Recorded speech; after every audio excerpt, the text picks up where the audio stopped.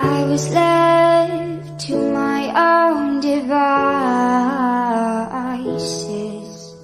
Many days fell away with nothing to show, and the walls kept tumbling down in the city that we love.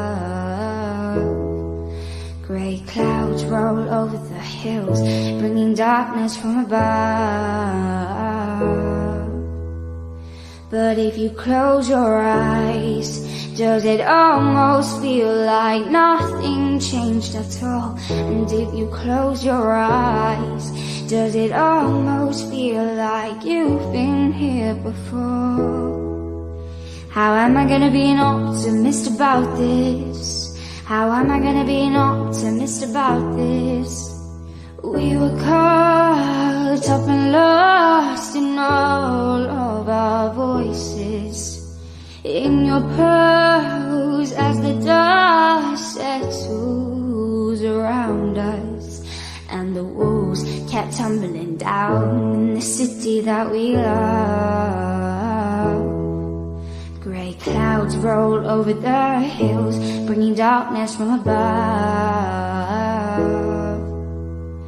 But if you close your eyes, does it almost feel like nothing changed at all? And if you close your eyes, does it almost feel like you've been here before?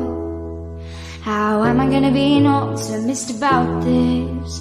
How am I gonna be an optimist about this? Oh, where do we begin? The rubble of our sins. Oh, where do we begin? The rubble of our sins. And the walls came tumbling down in the city that we love. Grey clouds roll over the hills, bringing darkness from above. Close your eyes. Does it almost feel like nothing changed at all? And if you close your eyes, does it almost feel like you've been here before? How am I gonna be an optimist about this? How am I gonna be an optimist about this? If you close your eyes, does it almost feel like nothing changed at all?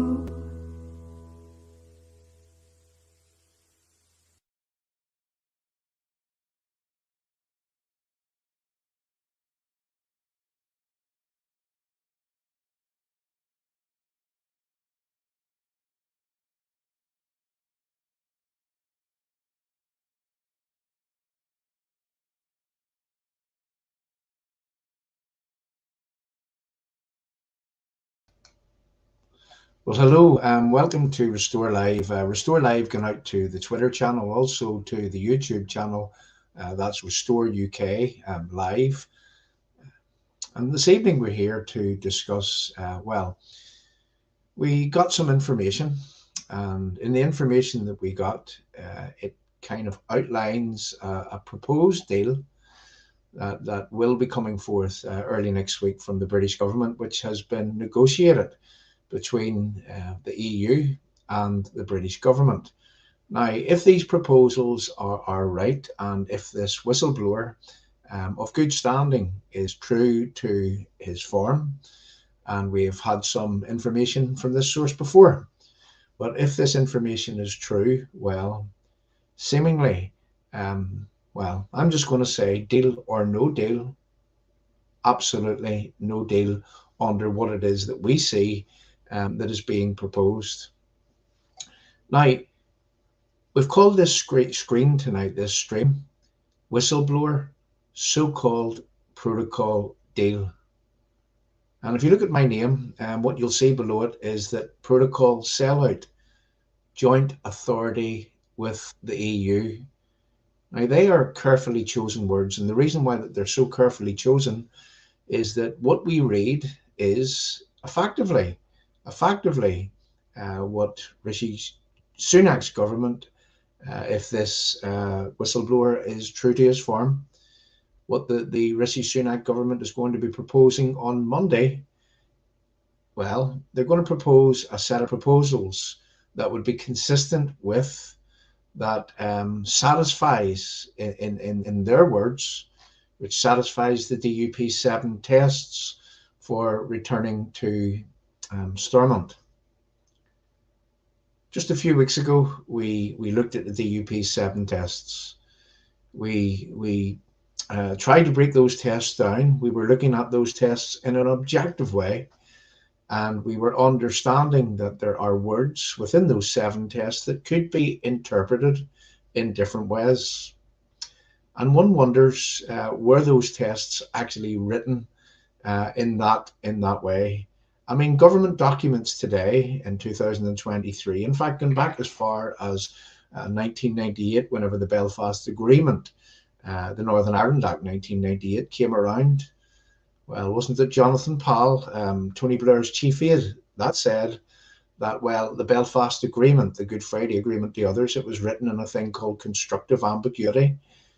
And my explanation of what constructive ambiguity is that it means one thing to one set of people and it means a complete opposite to an opposite set of people. In other words, it means all things to everyone, until the day in where that what you do is that you reach for what you perhaps thought was a safeguard contained within, let's say, the Northern Ireland Act 1998, specifically Article 1 of the Northern Ireland Act 1998. Well, when unionists reached for the safeguard that was sold to unionists, and that safeguard was there was a principle of consent, which meant that the union was safe.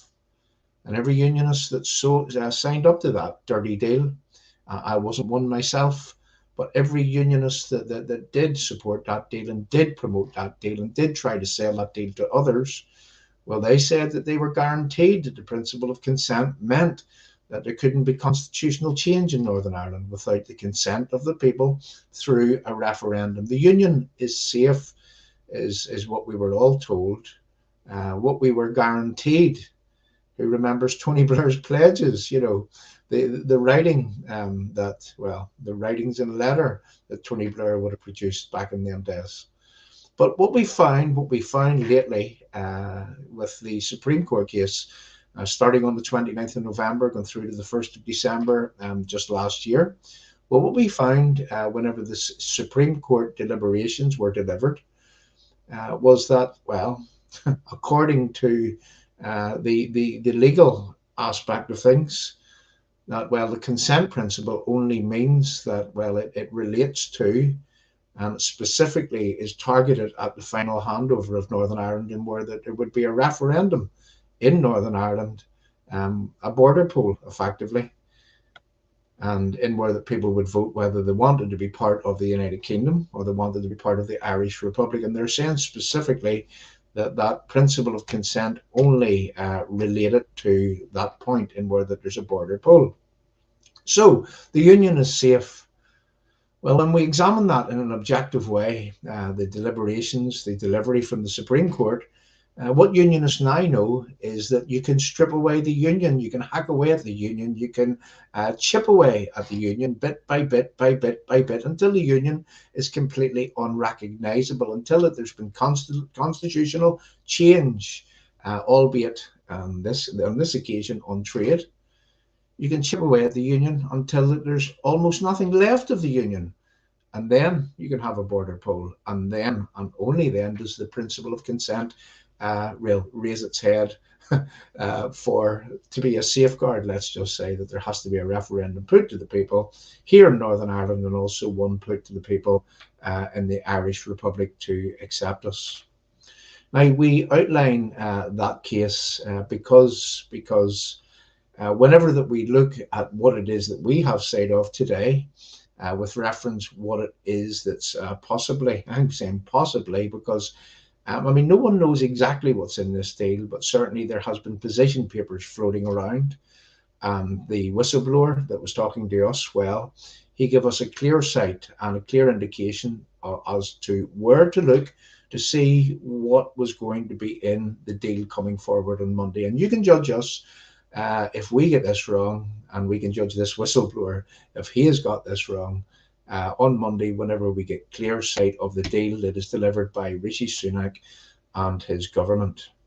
Now, we're here this evening to talk to unionists, specifically British unionists here in Northern Ireland, specifically people who love the United Kingdom, who want the United Kingdom to continue, specifically people who are Democrats, specifically people who are Brexiteers, people who would have voted and formed part of the 17.4 plus million people that made up the vote in the Brexit referendum. But yet those people in Northern Ireland, seemingly, well, they are not worthy of delivery of their winnings in terms of the vote that they took place in, or they took part in. At this point, what I want to do, and this wasn't planned, but we want to literally show what it was that was asked in that referendum question back on the 16th of June in 2000, or sorry, the 23rd of June in 2016. And we're going to pop up, I'm going to overlay onto my screen the referendum ballot paper that was presented to everybody that would be in England, Scotland, Wales, and in Northern Ireland. So it says that there was a referendum on the United Kingdom's membership of the Union. Vote only once by putting a cross, an X in a box next to your choice. Should the United Kingdom remain a member of the European Union or leave the European Union? Well, remain a member of the European Union, you could have ticked that, or you could have ticked leave the European Union. And it just so happened that more people ticked the box leave the European Union. 17.4 plus million people from right around the United Kingdom voted in that referendum. And what they did is they clearly stated that they did not want to be part of a block, a scheme which was extending into areas by which or for which they had absolutely no concern. They were extending into areas of our life that they had no remit to do. And we've seen the EU morphing into, well, I'm going to say, an undemocratic, dictatorial Ponzi scheme, in where that you put your money in. And well, we all know after the Brexit referendum that whenever we went to leave the EU, well, didn't they say that we owed them billions of pounds? But yet the UK as a whole were putting in money, making investment into that club, into that scheme for years, since 1972 right up to 2016. And after all of that investment, well, seemingly it wasn't a good investment, was it? Because we owed them a lot of money, is what they were saying. People in Northern Ireland have been abysmally treated as a result of this referendum. And I'm outlining this for a reason, so that we can really outline the unfairness of what it is that's happening to the people of Northern Ireland. For without the people of Northern Ireland, would that Brexit referendum even have passed over the line? We form part of that 17.4 plus million people. And yet we are not afforded the same democracy as people in England, Scotland, and in Wales. Our rights as British citizens has been diminished. The Article 6 of the Act of the Union, which provides for trade right around the United Kingdom, which provides for unfettered access for trade right around the United Kingdom in England, Scotland, Wales, and in Northern Ireland, which provides for citizens' rights right around the United Kingdom, in that it states specifically that people from England, Scotland, and Wales and Northern Ireland, well, that they would be on an equal footing. I say that again, an equal footing. Now, under the deal, according to the whistleblower that we have in front of us, and the people of Northern Ireland will not be on an equal footing, not in the same way as, let's say, for example, people from, say, Manchester to Liverpool would be on an equal footing, being treated in exactly the same way as other citizens in Scotland, in Wales, and in England. The people of Northern Ireland will not be on that same equal footing. And we're coming to the deal very, very shortly. But I think that we needed to outline how unfair that this is, appealing to our leaders, that's in the DUP, appealing to them first and foremost is that, do you want to be the leaders that would put the final nail in the coffin of the United Kingdom? Do you want to be the leader or the leaders, the group of leaders, let's say, for example, at the top of the DUP, that would sign up to this dirty deal and that would, by extension, break up the United Kingdom? Well, what do I mean when I say that? Well, let me explain. That, well, Nicola Sturgeon, well, not her now, but certainly the SNP, her government in Scotland, and that guy Drakeford in Wales, well, what they are waiting for is that they are waiting for a full and final settlement in Northern Ireland. And, well, they're waiting to demand, absolutely demand, and, well, they would be entitled to demand the same treatment as the people in Northern Ireland. They would say, well, we're not on an equal footing as the people of Northern Ireland, and we want the same as them. We want to be separated from the United Kingdom. We want to have a border between us in Scotland and, let's say, England, and the same in Wales to England, and the same, we want to be the same as Northern Ireland. We want to be half in the UK and we want to be half in the EU single market. And we're coming to the deal that is being proposed on Monday very shortly. And again, we outline that back to the DUP. Do you want to be the hierarchy, the small number of people from within that hierarchy of the DUP with their special advisors? And we know who you are, but do you want to be the people that puts the final nail in the coffin of Northern Ireland's place within the United Kingdom, and by extension, which really puts in place the breakup of the United Kingdom in its embryonic form? Now, there is a huge weight on your shoulders that you really need to think about, because there's a lot of people who love this United Kingdom, that love our country, that don't want to see the breakup of the greatest union that the world has ever seen. And there's a lot of people, well, they will not tolerate a small group of people speaking on behalf of them and selling them out effectively. Now, I say this, and at the same time, we've no evidence that the DUP are going to sell us out.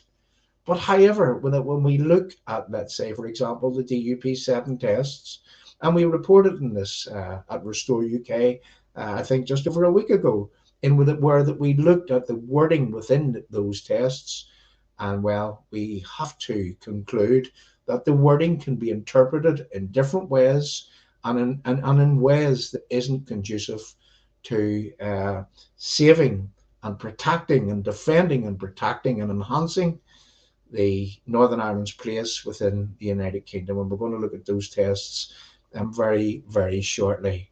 In fact, let's just say it bluntly, those people at the top of the DUP, well, they may have been elected into place, but they were elected into place on a Lent vote. They were elected into place to serve and protect the unionist people of Northern Ireland, and they're not elected into place to do any deal which won't satisfy the needs of Northern Ireland within the United Kingdom.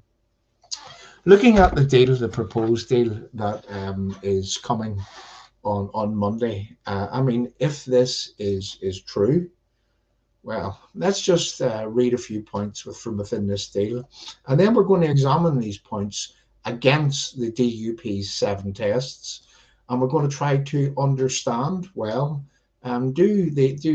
is what has been proposed in the deal that is seemingly coming on Monday, how will it satisfy the DUP's 7 tests as written and as drawn out, and we've had a look at them in the past few weeks. So here we go. So it is based on Rishi Sunak's interpretation of DUP's 7 tests. This is what we believe whenever we read this, and as I say, this is coming from a good source, let's just say. And we were told where to look to really to put the meat on the bones to what it is that is coming. So, number 1, the Irish Sea border remains. Who remembers the DUP campaigning on the protocol rally stages? The protocol must go. The democratic right of the people of Northern Ireland must be fully, or should be fully, restored. That's what Jeffrey Donaldson said. But yet we are told that in the deal that is being proposed and winging its way towards us, that the Irish Sea border remains. In that, well, I'm going to call it a landing zone, and this landing zone has been talked about since 2019. It's in the Alliance Party's manifesto, if you listen to Stephen Farry. So it says that the Irish Sea border remains. So what does that mean? Well, there's going to be green lane checks on goods coming to Northern Ireland. There's going to be a trusted trader scheme, which would opt into those green lane checks. There's going to be red lane checks on the Irish Sea, the North Channel. There's going to be a sea border in Larne, in Belfast, and Warrenpoint between Northern Ireland, England, Scotland, and Wales. Yeah, that border may be a digital border, but it's still a customs and regulatory border. It's an EU inspired customs and regulatory border. And well, as Arlene Foster would have said, that it impedes the constitutional integrity of Northern Ireland's place within the United Kingdom. And in fact, it impedes the constitutional integrity of the entire United Kingdom. Number two, joint control by EU over Northern Ireland as we remain in the EU single market and the European Court of Justice will have oversight. So think about that for one moment. Joint control by EU over Northern Ireland as we remain in the EU single market and the European Court of Justice has oversight. That's laws being made in where that we have absolutely no ability to have any effect in those laws or to change those laws.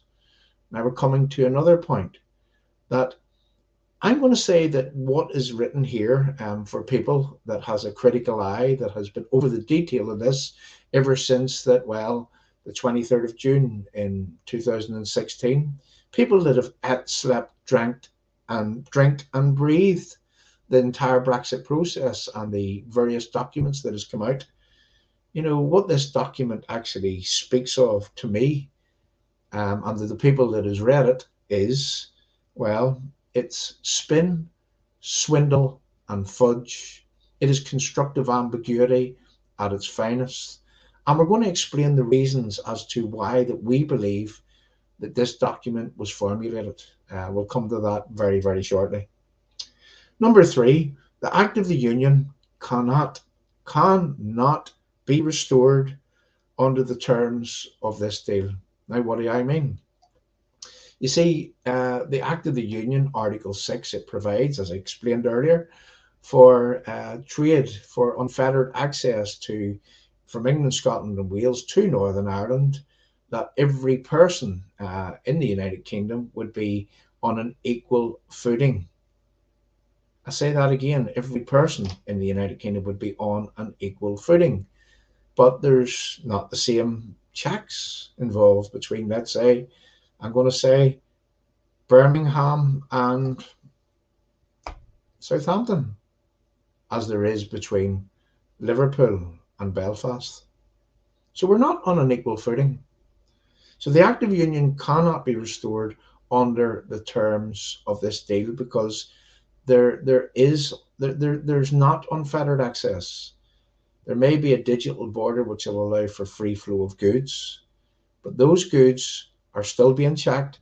The data from those goods, I'm going to say the important data, the commercially sensitive data, well, it's being supplied to the EU, and that in itself is, well, that's a crime in itself, giving a foreign power your trading data, especially a foreign power that has proven time and time again that it is prepared to, well, what was it that Maros Sefcovic said the other day? Let me explain. He said that if the deal is done, well, the EU will permit Northern Ireland to have another 25 years of peace. Now, I put that word permit in there, but essentially that's what he was saying. The deal could be another 25-year peace deal. but that he said that if the deal wasn't done, well, I'm not too sure whether it was Mark Sefcovic said this, but it certainly came from the EU, and where that he said, well, the EU hardly want a trade war. So what is the headline there when you speak about that? The headline is that you can have peace or you can have war. It's up to you. And that's what the EU wants to actually levy upon us, peace or war. They can allow us to have another 25 years of peace. We're reminded in the last few days of how that it is that people that Leo Varadkar was touting would cause problems on the Irish border. That's the border between Northern Ireland and the Irish Republic. Should there be similar checks placed there? Should there be similar checks placed there? Well, the people that tried to murder that policeman just a few days ago, those animals that won't get off the backs of ordinary people, well, yeah, we see what they can do. And one wonders, was that attack on that policeman, was that a message, a signal to the British government that if we don't get what we want, this is coming back? Now, that happened on the same day that Maros Sefcovic was actually suggesting that, well, that we can have another 25 years of peace. Well, thank you very much, Mr. Maros Sefcovic from the EU dictatorial Ponzi scheme. Thanks for allowing us peace. Did you embolden with those words those people that went out to kill that policeman? Let me explain why I say that. Just a few years ago, Nancy Pelosi from the American Democrats, Joe Biden's people, Nancy Pelosi and a guy called Richie Neal was here. They were running around stirring the pot in Ireland first, in Southern Ireland.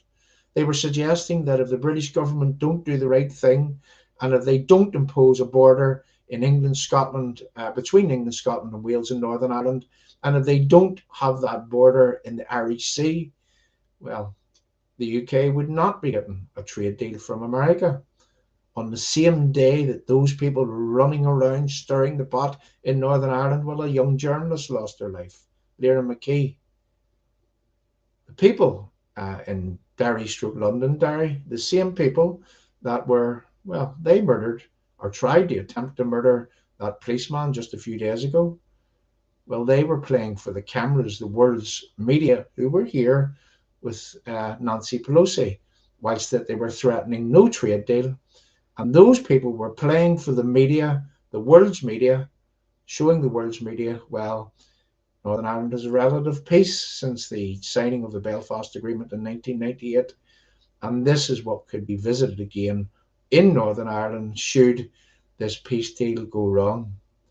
Well, Nancy Pelosi and Richie Neal, they stirred the pot to such a station that a young journalist lost her life. That was Lyra McKee. And we all know the story. So we look at this deal. We look at this deal and we wonder, is Richie minded to try to do something, to try to save peace in Northern Ireland? Unionist people in Northern Ireland are for peace. Unionist people want nothing but peace. You know, Unionists, people that were involved in violence in the past, okay, will accept for the criminals that are involved in drugs and so on and so forth. Well, they're kind of ostracized from the unionist community right now. But all ordinary decent unionists, and even people that had been involved in things in the past, well, they have become involved in politics, they have become involved in community work, and you can see that quite clearly, and that's there for everyone to see. Unionists don't want to have any hassle here in Northern Ireland. Unionists want to make Northern Ireland work. All unionists want is for their democratic right to be respected, and also for their place within the United Kingdom not to be taken away from them because of the threat of IRA Republican violence. That's all unionists want. Unionists only want to live in peace and to have to be part of the United Kingdom, In the same way that I guess that nationalists want to be part of the Irish Republic. I'm going back to the document that we got sight of today. So number 3, the Act of the Union cannot be restored under the terms of this deal. Number 4, the Belfast Agreement is subjugated, trumped by the protocol wherein the cross-community vote on major EU decisions, on regulations, directives, rules and laws is done by a majority voting scheme. Now let me explain what that means.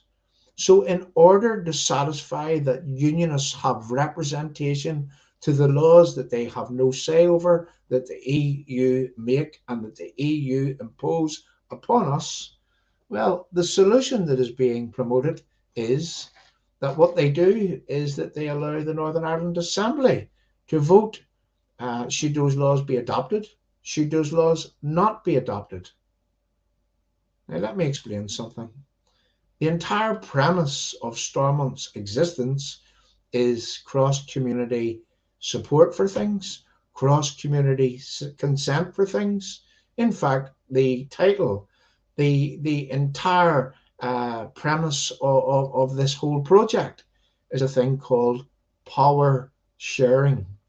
That's right, power sharing, not power dictating, or not majoritarianism or majority rule. So let me say that again. The Belfast Agreement is subjugated. The Northern Ireland Act is being overridden and overwritten by this deal that is coming down our line. And we remember from the Supreme Court, they said that Parliament can do anything because Parliament is sovereign, and if Parliament passes it, well, that's what can happen. But whatever happened to the promises that unionists were given in 1998? Whatever happened to the people that sold this deal, the unionist people? That vote now can be called into question. That vote can now be called an absolute fraud, the same as the wording of the Belfast or the Northern Ireland Act 1998, in where that Jonathan Powell had said that the entire document was written in constructive ambiguity, which meant all things to everybody and nothing to none. It could be interpreted in whatever way that anyone wanted to interpret it on any given day. So I'm just going to read a conclusion, and this was written by one of the people here at Restore, and we done this at breakneck speed. I mean, we got sight of this at 4 o'clock today, and we put this together. We put some promos together, and we decided to go live in order that what we could do is that we could appeal to ordinary unionists, the length and breadth of Northern Ireland, to tell your politicians, to tell the DUP councillors, to tell the DUP MLAs that not in our name, it's either going to be a fair deal or it's not going to be a deal at all. Let me go on reading from the conclusion, the summary of what it is that we believe that's coming on Monday. And that's providing that the source, which has come up trumps before for us, that the source is on the money. And we, at this point, we have absolutely no reason to believe that our source is wrong. A patchwork of artificial sweeteners, such as a well-trailed trusted trader scheme, where businesses that have signed up to the trusted trader scheme will be allowed to avoid all checks when moving goods from GB mainland to the Northern Ireland, and where Westminster will set VAT rates, taxation and state aid policy in Northern Ireland, not Brussels, but will maintain the EU requirement of a flat playing field. EU will be able to access real-time UK data on trade flows across the Irish Sea. A handful of companies who are not signed up to the Trusted Trader Scheme would have to continue labelling and filing the paperwork. Downing Street is grappling how to sell the union-breaking protocol to the Cabinet, to the ERG, to unionists. And this is the point where we say, contact your councillors, your DUP councillors, your MLAs and your MPs, an Irish Sea Border Joint Authority in any guise, And the removal of cross-community consent principle demanded by Sinn Féin is totally unacceptable. Indeed, this deal is the last nail in the coffin of Northern Ireland remaining an integral part of the entire United Kingdom. So there you have it, people. That is the expected deal that is coming on Monday. Now, I want to get into a bit about, and we won't be staying for long, we'll only be saying what it is that we want to say. Getting the message out in order that we can get back into here, we can download this, we can cut certain clips, and we can put out some sound bites for people to share with people in order to win hearts and minds, in order to garner support, in order that people will tell the political representatives that they voted into place that this is not in our name, that the DUP hierarchy do not have a mandate to agree to this deal. If this is what the deal is, the DUP do not have a mandate to agree to this deal. So let me now go on with something else, because this has to be said. This has to be said. So I'm going to overlay something onto our screen, and I won't be staying for long. But we done this a few days ago. Well, we done it about a week ago when we anticipated what it was that was coming down our line. Let me play a short video as I line up. I think we need to play this. Whenever that I looked at the DUP 7 testing with others, what we began to notice that there was words within the DUP 7 tests that were written in a way that could be interpreted in different ways. And we wonder, what were these 7 tests written in this way so that there was room for compromise, so that there was room for these tests to be interpreted in a different way. Let me play something that I put out just over a week ago, and then I'll come back. It's a 1 minute 43 seconds clip. I'll be back in a sec. Whenever the DUP say, fulfill Article 6 of the Act of the Union. Focus on that word fulfill. When Article 6 of the Act of the Union, which provides for trade between England, Scotland and Wales and Northern Ireland, when that has been disapplied, when that is not functioning, what does it mean in the DUP's test to fulfill Article 6 of the Act of Union? Well, you see, if it is that people should be on an equal footing, and that's what it says, what does it mean to fulfill Article 6 of the Act of the Union? Does it mean that the Act of the Union, specifically Article 6, it can remain in a disapplied state, and there has to be another way, there can be another way in which that the premise or the letter of Article 6 could be, well, again, I'm just going to refer to the DUP's words here, they can be fulfilled. You know, the premise of Article 6, the Act of the Union, which provides for trade, which provide for equal rights right around the United Kingdom, well, the DUP are saying that they want it fulfilled. Now, as I said at the very start, I wanted to read this from a unionist standpoint. And, you know, if I had been drafting that, I would have said that the Act of the Union, specifically Article 6 of the Act of the Union, it needs to be fully restored. Restored. There's a huge difference between restore and fulfill. And one wonders why that word fulfill would be in there. Does that allow for wriggle room? Does that allow for the spirit of the Act of the Union to be fulfilled in another way, whilst the Act of the Union remains in a disapplied state?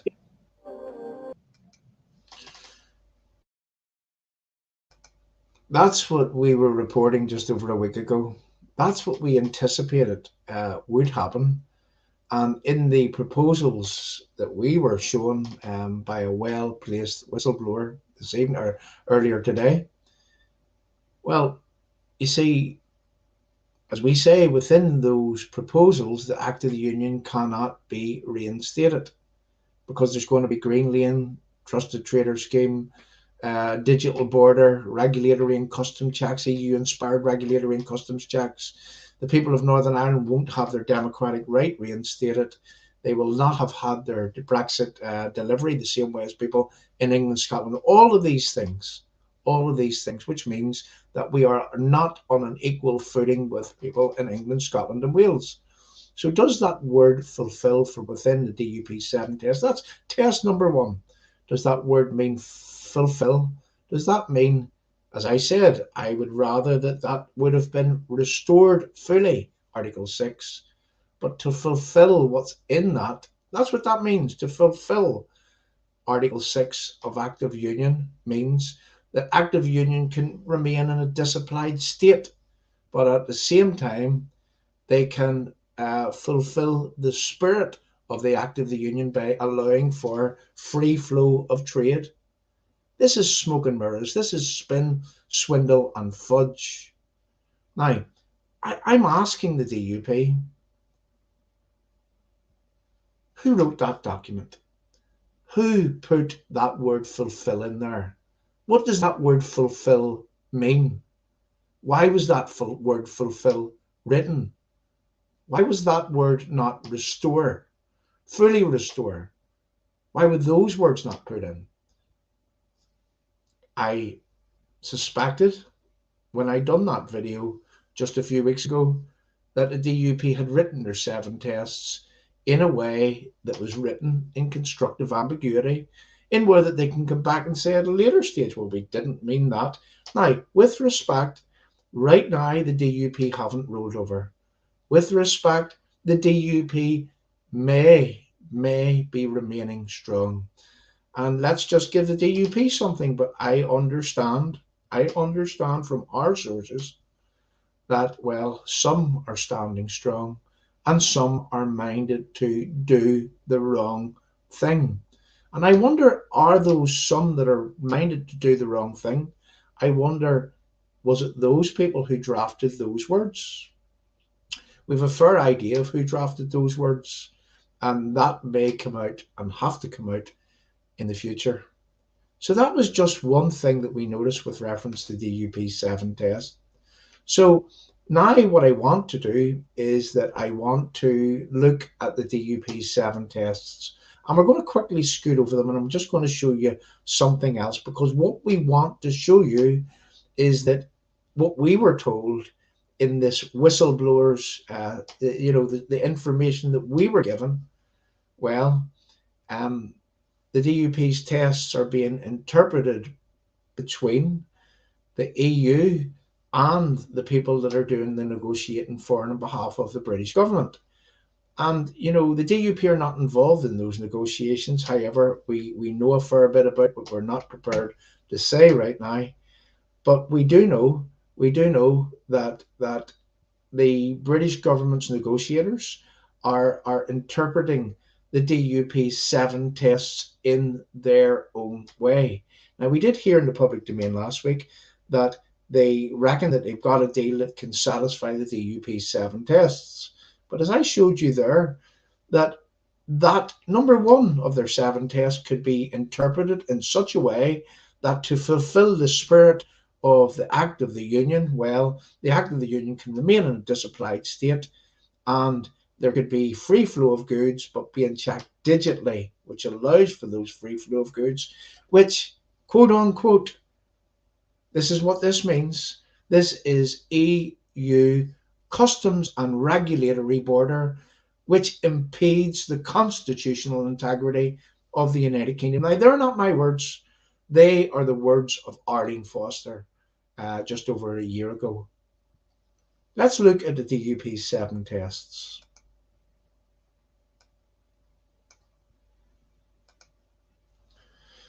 So fulfill Article 6 of the Act of the Union. This is what it says. Now, I would have written that in a way that it would have said, fully restore Article 6 of the Act of the Union.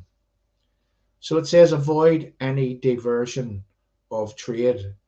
So what does that mean? To avoid any diversion of trade, okay, so there's free flow of goods, there's a digital border, there's digital checking, there's a trusted trader scheme where people have to opt in, literally be certified to be in a trusted trader scheme, an EU-inspired customs and regulatory trusted trader scheme initiative. So avoid any diversion in trade. You see, you can still have that EU customs and regulatory border between Northern Ireland, England, Scotland, and Wales. You can still have that border, but you can avoid diversions of trade by allowing the free flow because it's a digital border. You see, when you read the DUP's 7 tests in that way, you wonder what was in the minds of the people that wrote those 7 tests, because we could read that number 2 in another way. So there shall be no diversion of trade under any circumstances. Let's be specific here, and that's just off the top of my head. No doubt we could find better words, but I'm saying avoid any diversion in trade. Well, that can be done by allowing the act of the union to be disapplied in a disapplied state. So any new arrangements must not constitute a border in the Irish Sea. Not constitute a border? Well, if there's a green lane with free flow of goods, and this is what we're being told that's going to be in this deal on Monday, well, does that not constitute a border? In other words, there's no block. A border is a post. A border is a place where something is stopped at or could be stopped at. But there's going to be a digital border. It's a border. It's still a border. It's going to be a digital border, but does not constitute a border in the Irish Sea. We're not going to get into really, playing with words, but I'm just showing you how weak that these 7 tests actually are. So give the people of Northern Ireland a say in making laws which govern them. Number 4, I'm going to read this again, and I'm going to read this in line with what it is that we've been handed today. So to give the people of Northern Ireland a say in making the laws which govern them. So you would think that that meant that, well, the people of Northern Ireland would have a say, that the EU would not have a say. No. That's not what that means, that the EU doesn't have a say. This is word salad. This is constructive ambiguity. This can mean one thing, or this can mean another thing. Let me read it in conjunction with the document that we have in front of us. It says that, and I'm going to put this up again, so give the people of Northern Ireland a say in making the laws which govern them. Well, number 4 in this is the Belfast Agreement is subjugated. It is trumped by the protocol wherein the cross-community vote on major EU decisions and regulations and directives, rules and laws will be done by a majority vote system in Stormont. So what it means there is, by giving Northern Ireland a say, is that and let me go further.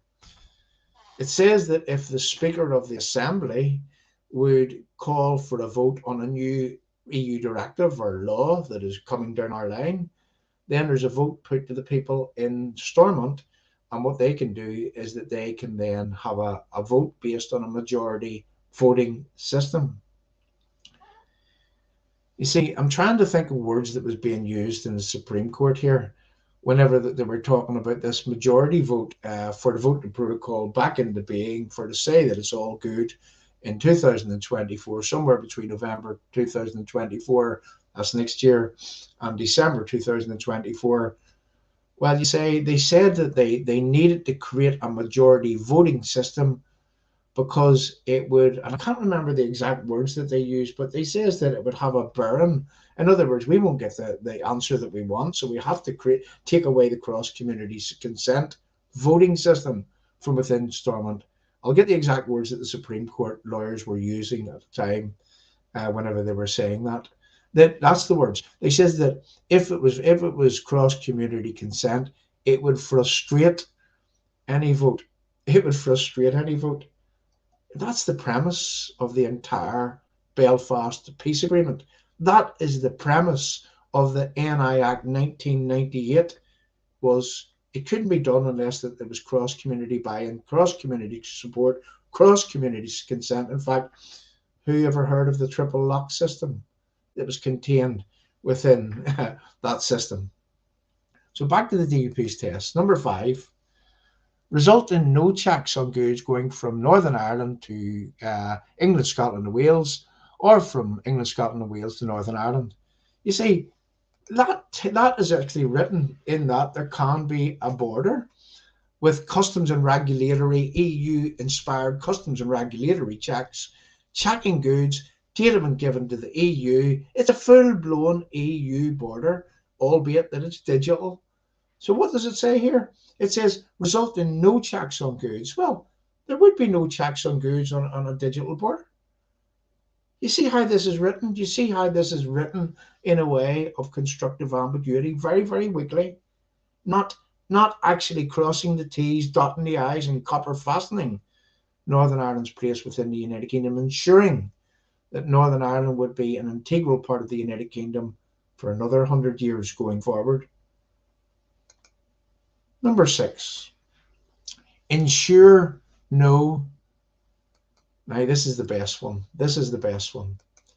So ensure no new, quote unquote, new regulatory borders develop between Northern Ireland and the rest of the United Kingdom.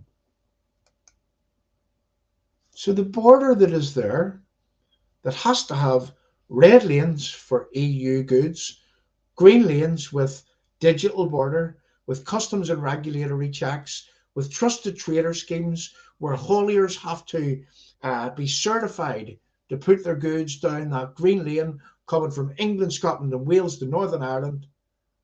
That can all stay. That's a, let me just say again. So ensure no new regulatory borders. So all that regulation there can stay. That's okay. The protocol is okay. The protocol is okay. The border created by the protocol is okay. But what are the DUP saying here? That no new regulatory customs, regulatory borders can develop between Northern Ireland and the rest of the UK. People, I'm going to go out on a limb here, and I'm going to say that the DUP are swindling you. The DUP are swindling me. The DUP are selling people, the people of Northern Ireland, out. Their tests are written in complete constructive ambiguity that are weak, that can mean all things to everybody, that can be interpreted in different ways. And I make no apologies for saying that. I've been around this game for far, far too long. Let me just say it this way.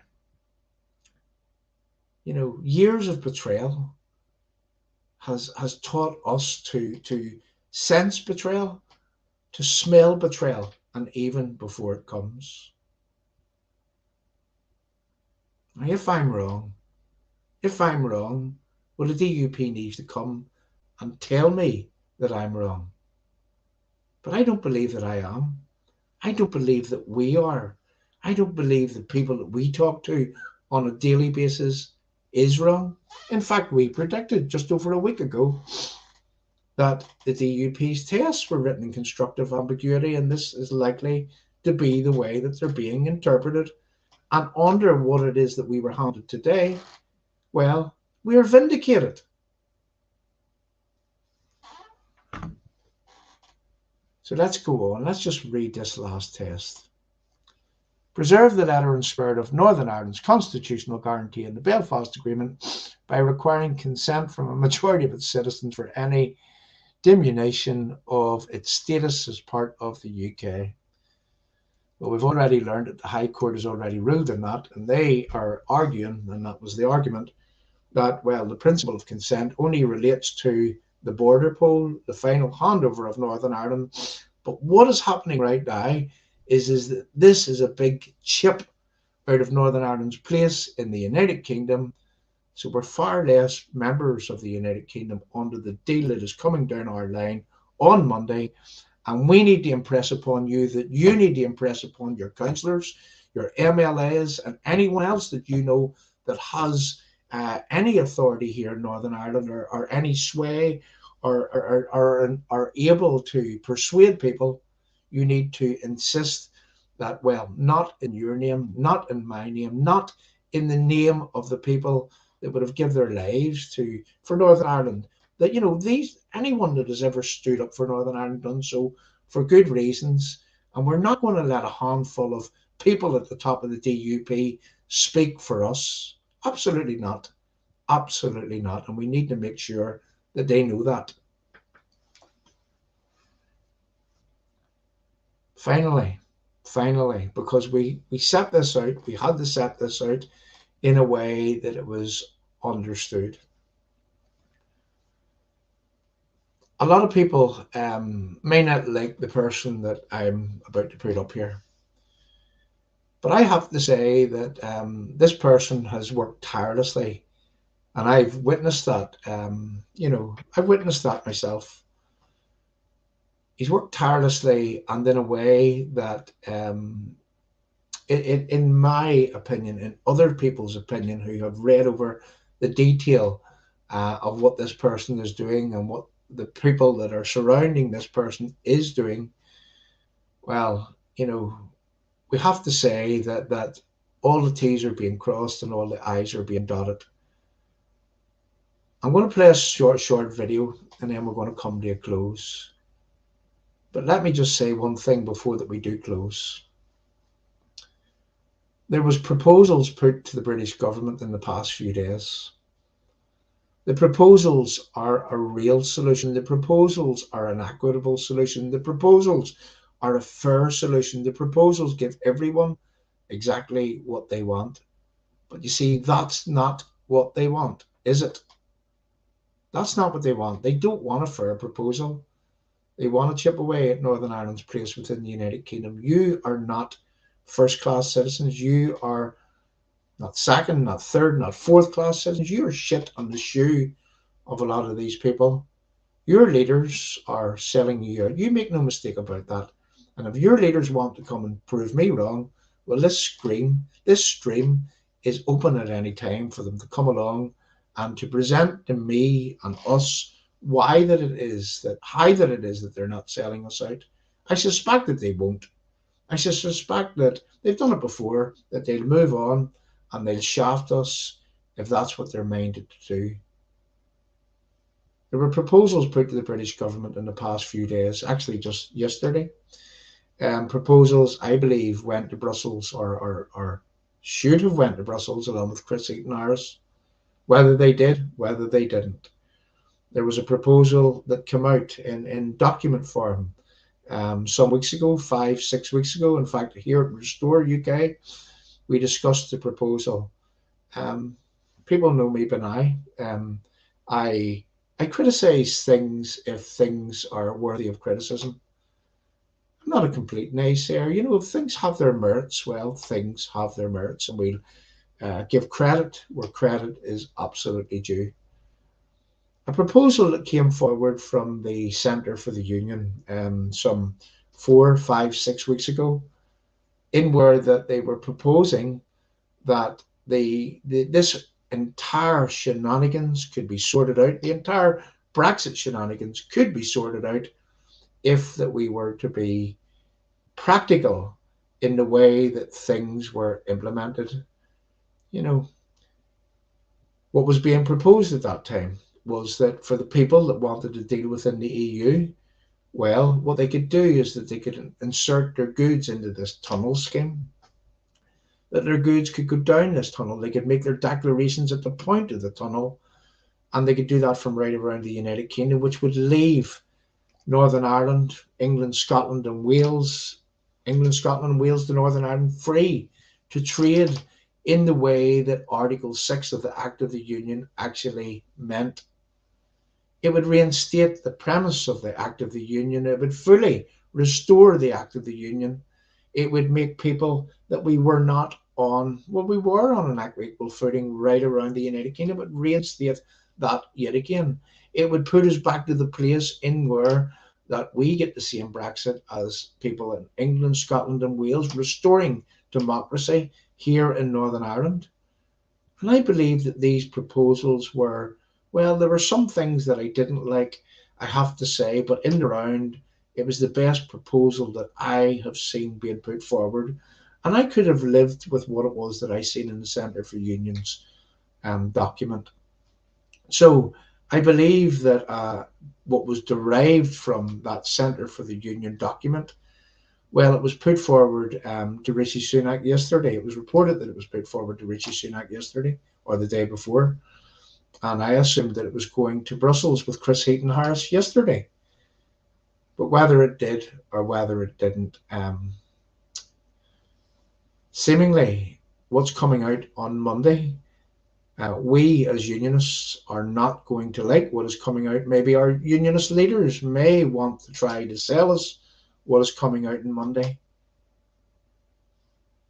But if they do, well, they should expect huge opposition. I'm going to play a short clip here from Jamie Bryson. Now, this is Jamie Bryson explaining something to me on Restore quite some weeks ago. And it's with reference to this tunnel, this tunnel aspect in where that it restores the act of the union. It puts right all the mess with reference to the entire Brexit process that has went against us, even though that we won the democratic vote. So I'm going to ask for people to listen to this what Jamie was suggesting just a few weeks ago. And I'm going to say that I could have fully bought into this, fully. But yet all reasonable people could have fully bought into this, but yet it seems that we are not dealing with reasonable people.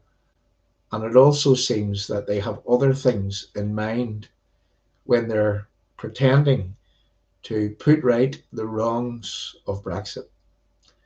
Playing is out with Jamie Bryson, and what we'll do is that we'll play us out with a little short song at the end. And thanks very much for coming along. Thanks for listening. Share this far and wide. We're going to be publishing some notes that we have with reference what we suspect is coming through this Monday. I have to say, here we are again, people. Here we are again. If you close your eyes, you think, as in the words of that song, that we'd been here before. Tunnel in terms of the trading, what we propose is this. Those who wish to trade into the European Union through the Republic of Ireland entry point would be required as a matter of law to opt in to a scheme whereby they would have to comply with full EU requirements in order to do that, full customs declarations, and you opt into that tunnel. And then you comply with that, and of course the two lanes proposal that the government have is it's back to front, because you have to opt in via a trusted trader scheme to trade in your own country, but by default you're in the red lane. So we totally turn that upside down. You are by default free to move without any customs declarations whatsoever. But if you're exporting to the European Union and you haven't opted into the tunnel, then you can be subject to criminal penalties. Now, what we say is this, and this it was actually Ben who has been championing this point for a long time. And what we then say is, if the European Union want additional protection over and above the criminal penalty regime which we have proposed, if they want additional protection, then they can deploy their own proposal, which was Smart Border 2.0, to conduct those compliance checks on the land border between Northern Ireland and the Irish Republic, and that would be a matter for them. So you would have an open land border, unless the EU wanted otherwise. You would have absolutely no checks whatsoever on anything going Great Britain to Northern Ireland, and technology would be used to ensure people are complying with the opt-in scheme, and that could include in-market surveillance.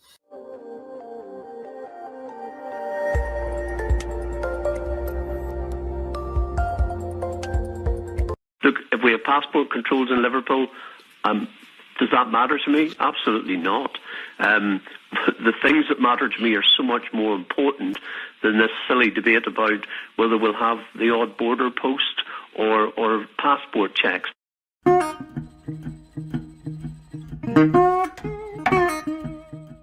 You know, the greatest challenge that we face is bringing our own people with us, making peace with your friends.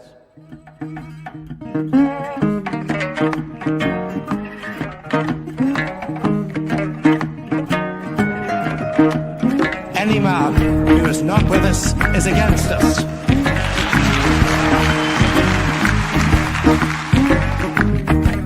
When is a unionist not a unionist? When he creates disunion. Well, in the end, customs checks doesn't mean that you change the constitutional status of a part of the United Kingdom. This is the most momentous election that we have ever had to face. We must elect those who would fight for the union, not those who would oppose it. Already we're seeing the political parties and business leaders coming together to see how we actually exploit the opportunities that may arise from this situation. Any man who is not with us is against us.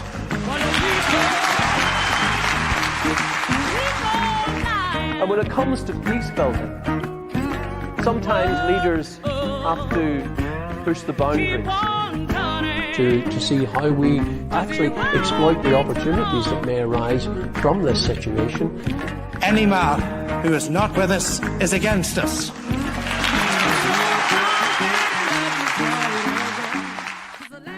The Northern Ireland Assembly is the place where every element of our society is represented. Such partnership is how we must move forward. And when it comes to peace building, sometimes leaders have to push the boundaries. When is a unionist not a unionist? When he creates disunion. The sheet of paper you were given didn't show you all these different regulations on them, so it didn't even mention how many regulations there were. And when I queried that, I asked one of the DUP spads because I knew it had something to do with it, and I was given this assurance that it was keeping us in line with the rest of the United Kingdom, and there was absolutely nothing to worry about. And when it comes to peace building, sometimes leaders have to push the boundaries. I trusted what I was told, and I made a mistake, and that's how it was sold to me, and I can only apologise. The Northern Ireland Assembly is the place where every element of our society is represented. And when it comes to peace building, sometimes leaders have to push the boundaries. In August 2016, within weeks of the EU referendum, my party leader, Arlene Foster, penned a letter jointly with the then Deputy First Minister, Martin McGuinness. That letter was written to the UK Prime Minister, Theresa May. And it's worth quoting, I think, from this letter. This region is unique in that it is the only part of the UK which has a land border with an EU member state. There have been difficult issues relating to the border throughout our history and the peace process. We therefore appreciate your stated determination that the border will not become an impediment to the movement of people, goods and services. Any man who is not with us is against us. It was pragmatic and constructive. As then First Minister and Deputy First Minister, these two leaders were writing in the same spirit of mutual respect and common sense, which enabled my party and Sinn Féin to reach agreement at St Andrews and subsequently to establish a power-sharing government. We must elect those who will fight for the union, not those who would oppose it. And therefore, making peace with your enemies is important, but it can only be successful if you make peace with your friends. Thank you.